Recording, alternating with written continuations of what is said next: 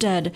Jury deliberations in the historic criminal trial of a former U.S. President Donald Trump begins today after closing arguments Tuesday that stretched late into the evening. Jurors will decide the former president's guilt or innocence on 34 felony counts for allegedly falsifying internal business records to cover up hush money payments tied to an alleged scheme to quash stories that threatened Trump's 2016 White House bid. He's denied any wrongdoing and pled not guilty to all 34 counts.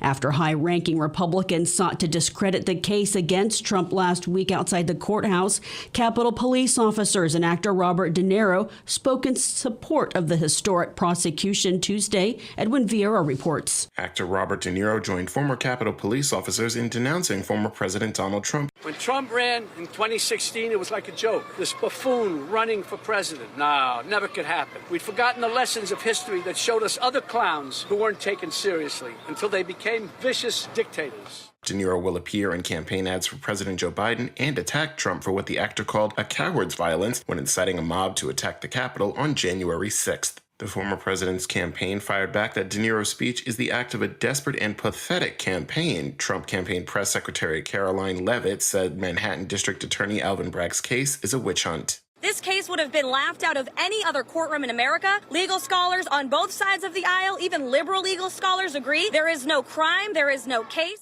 On the first day of the trial, Trump's campaign raised more than $1.5 million and has gotten sizable donations since. But the former president's son, Don Jr., accused the Biden campaign of profiting financially and politically from the case. Mirroring a key argument lawyers made in Tuesday's closing arguments, Don Jr. attacked witness Michael Cohen as a liar. It is an insanity. It is an embarrassment. It's an abomination to democracy and to our republic. And yet it continues. In its closing arguments, the prosecution said the statements of Trump's former fixer are confirmed by the porn star payments paper trail. I'm Edwin J. Vieira for Pacifica Network and Public News Service. Renewed Israeli shelling and strikes in Gaza have killed at least 75 people in the last 24 hours, according to the Wafa news agency, citing medical sources in Gaza. That brings the death toll of Palestinians from Israel's war to more than 36,100.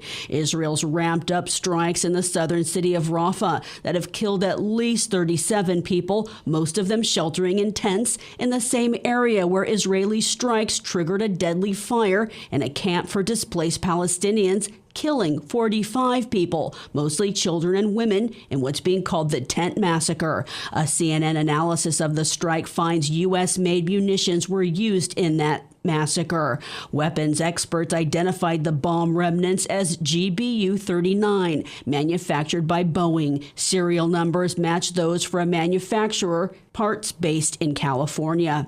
Despite the continued strike and global condemnation, the Biden administration says the strikes have not crossed a red line in Rafah. Ada Shaheen reports. Stefan Dujarric is the spokesman for UN Secretary General. The horror and suffering must stop immediately. The strike was one of the deadliest individual attacks since the war began. Juliette Touma is with the UN Refugee and Works Agency, or UNRWA. People are dying inside. Everywhere they look, there is death, and it is as if people have accepted that death is their fate. Israeli Prime Minister Benjamin Netanyahu attributed the mass casualties from the airstrike to a, quote, tragic mishap. The White House said Tuesday it's troubled by the loss of life, but stopped short of calling on Israel to drop the offensive. State Department spokesman Matthew Miller said Israel must conduct a thorough investigation and do all it can to minimize civilian harm. Israel has said that it might have been that there was a Hamas ammo dump near the area where they took the strike, which, as I said, they claim was 1.7 kilometers outside the area where they had told civilians to move. At a press conference Tuesday at the White House, reporters questioned National Security Advisor John Kirby about Biden's so-called red line and Israel's compliance with it. We don't want to see a major ground operation. We haven't seen that at this point. Kirby said he wants to let Israel investigate its own actions and see what it comes up with. Ata Shaheen. Israel's national security advisor today said he expects the war in Gaza to continue throughout the year.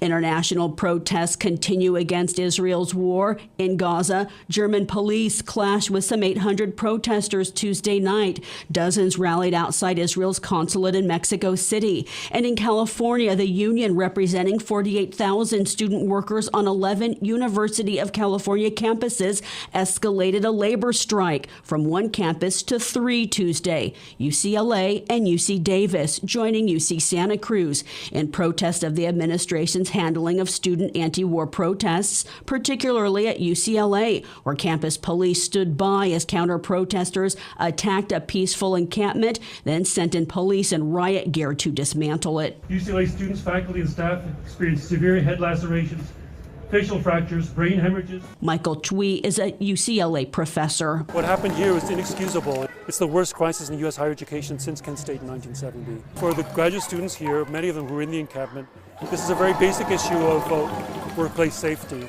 and workplace expression. We have the right to peacefully protest. And we also have the right to be able to do our jobs without worrying about whether outside agitators will throw things at us and whether police will come and fire rubber bullets at us. The union is calling for amnesty for students and workers arrested or suspended. I'm Christina Onnested, reporting for Pacifica Radio.